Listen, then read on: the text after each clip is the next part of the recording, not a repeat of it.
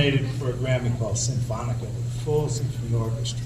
Tell them what type of instrument that is. This was a soprano saxophone. Thanks so much. Okay, Rachel.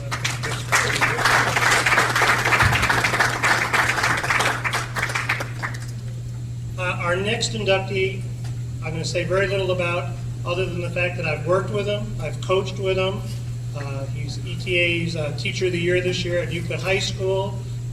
The one thing in his profile that I noticed is that there's been a Pignatello in the community forever and a day, and that's Roy Pignatello, and he's going to come up and share his life and experiences as a teacher, athlete, student, music today.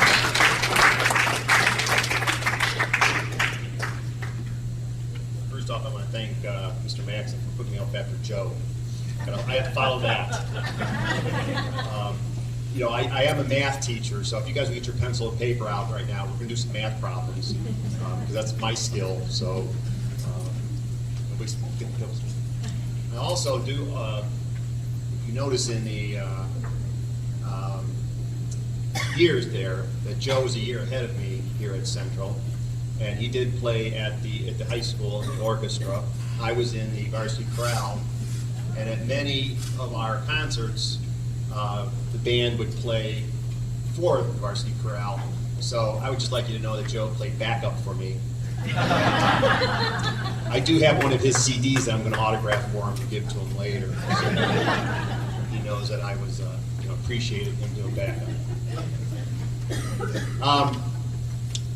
The good news for me is that it's nice to be recognized. It's also nice to be able to have my parents, who moved our family here in 1957, and I would like to recognize them, Al and Lita Pignatello.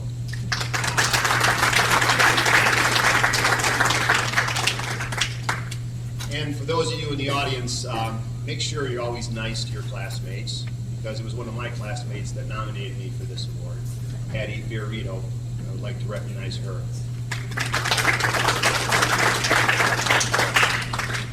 Because honestly, when I was in junior high, my main goal was to make sure that I didn't spend a day locked in a locker. Staying out of the restrooms to make sure that nothing bad happened to me. And I bring that up because one of the reasons I became a teacher and a coach is I kind of know what it was like to kind of be able to grow, especially in a community like Euclid. When I was here and in junior high, I didn't really do a lot. And I didn't do a lot because I told myself I couldn't do that. I stopped myself from accomplishing things. And it was a couple of teachers here, Fred McVeigh, that came up to me one time and just, why don't you play football? And I never did. But it was the first time somebody looked at me and said, well, maybe you can do something. Because I knew to myself I couldn't do anything. I was no good. Wrestled here with Harry King. And to tell you the kind of reputation I had, in the very first wrestle-off, I was wrestling a student named Brad Metz, who was shaving and I think driving at the time. And I beat him, 42, in a wrestle-off. Well, Coach King was off watching somebody else at the time, and one of the assistant coaches was actually doing our match. And after the match, I was so proud that I won, and assistant coach went up to Coach King and said, Coach King said, well, what was the score? He said, well, it was 4-2. He said, oh, Pignatello didn't lose by too much. And I said, no, Pignatello won. And it was just sort of like, I was like, all right, maybe I can do some things. When I went on to the high school, that was the first time where, again, I didn't really think I could do a whole lot. Didn't have a whole lot of confidence in myself. But it was the teachers there that kind of got me involved in activities. And the lesson I learned was, if you never try, then you don't know what you can't do.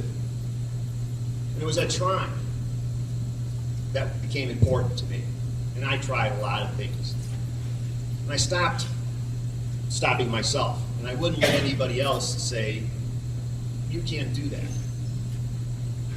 because I had to find out for myself. And if there's one message I can, give to you younger people out here in the audience, is don't stop yourself. Don't let other people stop you. Find out for yourself what you're capable of doing, and then set your limits. When I found out that I wasn't going to be able to coach the Dallas Cowboys to the Super Bowl, I found something else that I could coach, and at a different level. And it was that reason why I wanted to get back into teaching. I didn't want other people to feel like I did, and I wanted to pay back those teachers and those coaches who helped me find out what my limits were, what my capabilities were, and let me try. I'm afraid to fail. Too often nowadays, we don't even try things because we're afraid to fail. If you never try and you never fail, then you never learn. So that's my message I would like to leave with you guys today. Because the bad news is you may have me as a teacher at the high school someday. Thank you.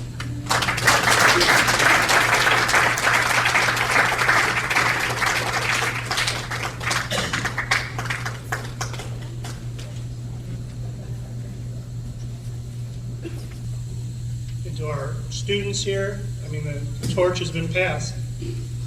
They've come through the halls of Central and have had productive lives, and they've all kind of mentioned that it starts here, and you've heard me say in the classroom, everything counts.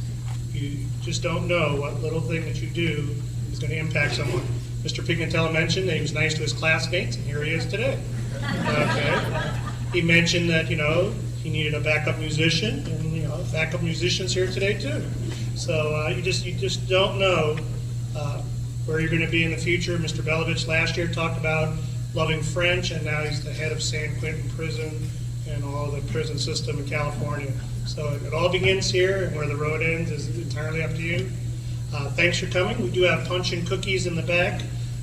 Students, make sure the adults get some too. But we want a group photo of all the alumni, and once again, thank you for coming.